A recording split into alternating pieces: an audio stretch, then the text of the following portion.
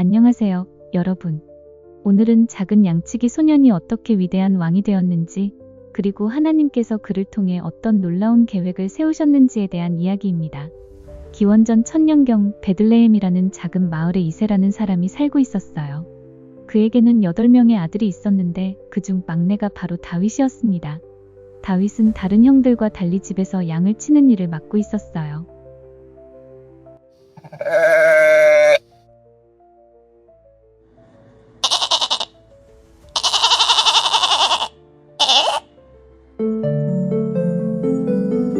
여호와는 나의 목자시니 내게 부족함이 없으리로다.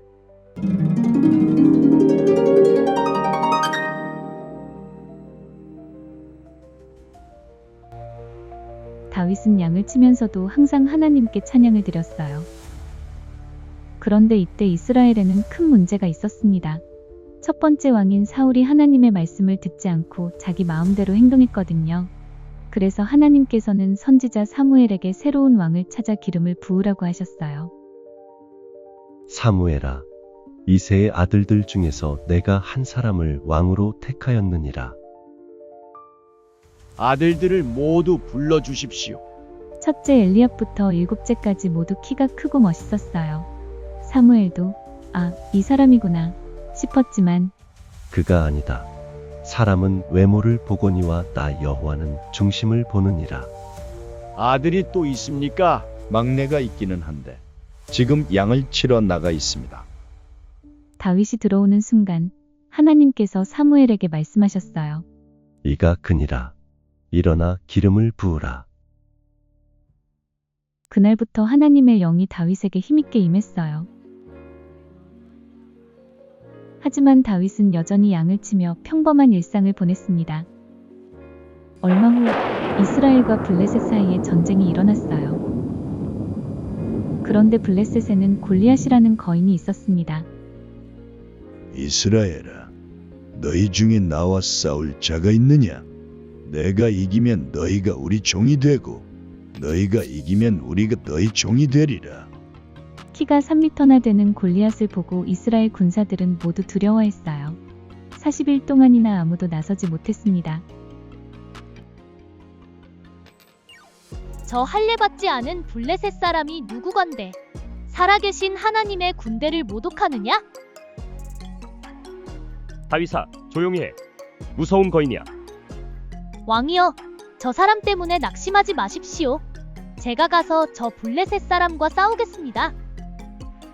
너는 소년이고 그는 어려서부터 전사인데 어떻게? 하나님께서 사자와 곰의 발톱에서 저를 구원하신 것 같이 저 블레셋 사람의 손에서도 구원하시리이다.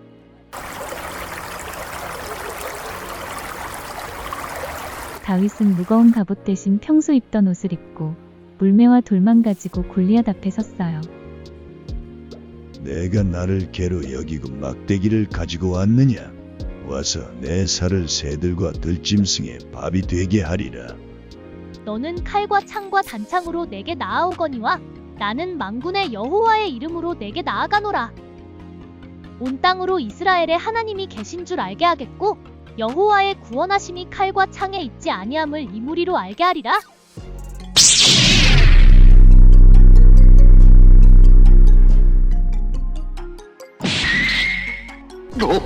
다윗이 물매질을 하자 돌이 골리앗의 이마에 박혔고 거대한 골리앗이 땅에 쓰러졌어요. 사울이 죽인 자는 천천히요. 다윗이 죽인 자는 만만이로다. 사울이 죽인 자는 천천히요. 다윗이 죽인 자는 만만이로다. 다윗의 명성이 높아지자 사울 왕은 질투하기 시작했어요. 저들이 다윗에게는 만만을, 내게는 천천을 돌리는구나. 이제 그가 더 얻을 것은 나라뿐이로다. 사울은 다윗을 죽이려고 했지만 하나님께서 다윗을 보호하셨어요. 결국 다윗은 도망자 생활을 시작해야 했습니다. 힘든 시간이었지만 다윗은 하나님을 원망하지 않았어요. 오히려 더욱 하나님께 의지했습니다. 하나님이여, 주는 나의 하나님이시라. 내가 간절히 주를 찾되. 어느 날 사울이 다윗을 찾다가 다윗이 숨어있던 바로 그 동굴에 들어왔어요. 다윗의 부하들은 기회다 했지만 내가 손을 들어 여호와의 기름 부음 받은 내 주를 치는 것을 여호와께서 금하시는도다. 다윗은 사울을 해치지 않고 옷자락만 조금 잘랐어요. 그 후 동굴 밖에서 내 아버지여, 보소서. 당신의 옷자락이 내 손에 있나이다. 내가 당신을 해하지 아니한 것을 아시옵소서. 내 아들 다윗아, 이것이 내 목소리냐? 너는 나보다 의롭다. 얼마 후 사울 왕이 전쟁에서 죽었다는 소식이 전해졌어요. 다윗은 원수였던 사울과 사랑하는 친구 요나단의 죽음을 애통해했습니다. 이스라엘의 영광이여, 내 산 위에서 죽임을 당하였도다. 드디어 다윗이 이스라엘의 왕이 되었어요. 하지만 그의 인생이 항상 순탄했던 것은 아니었습니다. 다윗도 큰 실수를 했어요. 우리아의 아내 밧세를 탐내고 자신의 부하이자 군대 장관인 요압을 통해 우리아를 도저히 살아 돌아올 수 없는 전쟁에서 의도적으로 죽게 하도록 계획했거든요. 하지만 선지자 나단이 다윗의 죄를 지적했을 때 왕이여, 당신이 바로 그 사람입니다. 내가 여호와께 죄를 범하였노라. 다윗은 진심으로 회개했어요. 하나님께서는 다윗의 회개를 받아주셨습니다. 하나님이여, 주의 인자를 따라 나를 긍휼히 여기시며 주의 많은 자비를 따라 내 죄과를 지워주소서.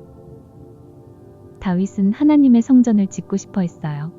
하나님께서는 다윗의 마음을 기뻐하셨지만 성전은 그의 아들 솔로몬이 짓게 하셨습니다. 다윗아, 내 집과 내 나라가 내 앞에서 영원히 보존되고 내 왕위가 영원히 견고하리라.